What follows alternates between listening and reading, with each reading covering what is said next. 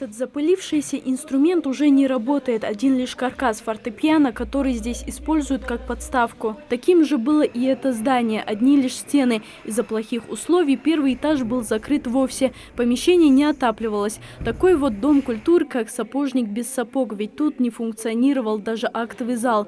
Салингири Картоев, сидя на новеньком подоконнике, где больше не продувают ветхие окна, озирается по сторонам и едва узнает здание, которое видел с самого его открытия.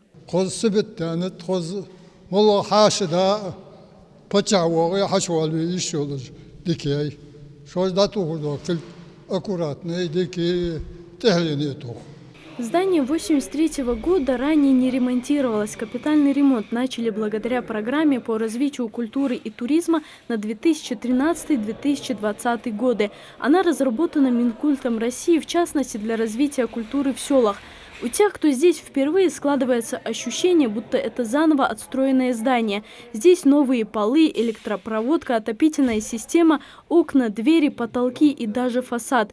На то, чтобы вдохнуть новую жизнь в старое здание, потребовался двухмесячный труд 60 рабочих. Объект испытывал строителей различными сложностями во время работ. Самый проблемный участок – это стены неровные. Наружные и внутренние пришлось отбить штукатурку, подравнивать. Много потрудились штукатурные бригады. И дополнительно еще шпаклевщики тоже там поработали, чтобы подровнять все это, сделать углы, откосы, все, чтобы было нормально, божеский вид привели. До ремонта в сельском доме культуры функционировала библиотека с фондом в 10 тысяч книг, театральные и вокальные кружки. Их посещают до 70 детей разных возрастов. В новых условиях в Доме культуры появятся дополнительные секции. Руководство в своих будущих планах уже точно рассматривает открытие кружка прикладного искусства и хореографии. Помимо основного актового зала заработает малый.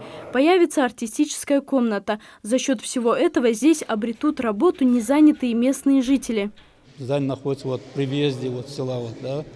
Это, считаю, это наша визитная карта ДК. И в таком состоянии, здание в таком состоянии, это было печальное, конечно, зрелище. Но для нас сегодня то, что вы видите, конечно, это для нас очень значимое событие.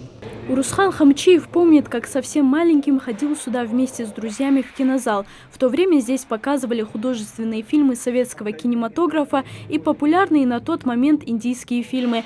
Те самые сельские мальчишки уже давно выросли, и требования к Дому культуры теперь совсем другие. К примеру, в Инарки не хватало удобного места для проведения сельских сходов. Собрание халуш, нахваша кет беш халуш, юстас дагвал беш халуш, школе че рандыш ауте классишкер, берешь аредяхай, тише собрание жеш, тише сходы жеш кистатха.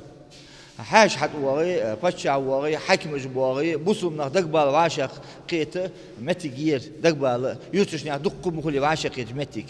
Обновления видны и на прилегающей территории, которую огородили, обложили новенькой плиткой и завезли чернозем. Позже здесь посадят деревья и цветы, а пока зелени здесь только новогодняя елка. Ведь капитальный ремонт завершится совсем скоро, до новогодних праздников, чтобы юные таланты хором зажгли первые огоньки и уже в 2018-м начали все с чистого листа.